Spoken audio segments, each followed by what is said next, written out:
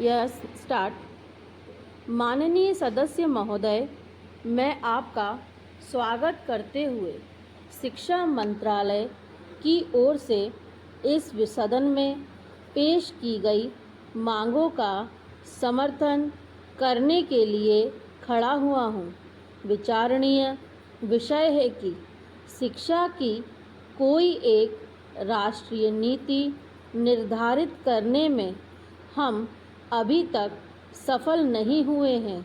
अक्सर ऐसा माना जाता है कि शिक्षा केंद्रीय सरकार का विषय नहीं है, यह राज्य सरकार का विषय है।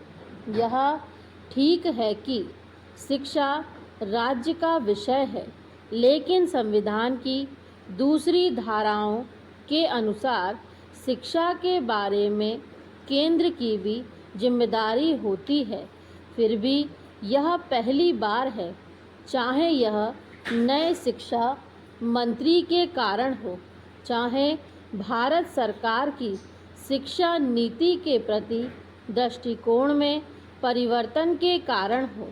हम यह पाते हैं कि जो वार्षिक विवरण इस वर्ष के लिए शिक्षा का पेश किया गया है, उसमें केंद्रीय सरकार ने शिक्षा के प्रति और शिक्षा से संबंधित हिंदी भाषा और भारत की दूसरी भाषाओं के प्रति अपनी जिम्मेदारी को खुले तौर से स्वीकार किया है।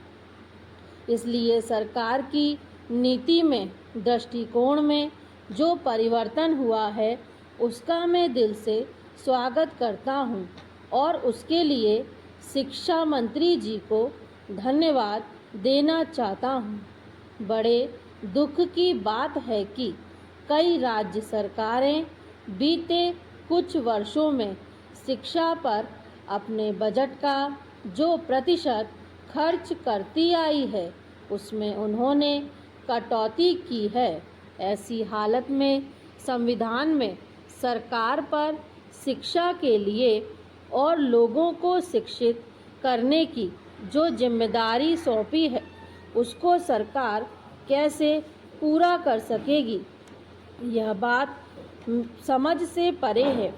कोई भी ऐसा प्रगतिशील देश नहीं है जहां हमारे देश की तरह शिक्षा को सबसे पीछे रखा जाता है और उस पर इतना कम खर्च किया जाता है।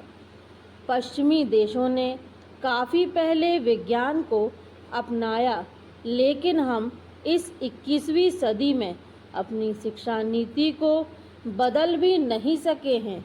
आज भी जब वित्त मंत्री जी बजट भाषण पेश करते हैं, तो उसमें शिक्षा के लिए ज़्यादा पैसे की व्यवस्था करना वे ज़रूरी नहीं समझते।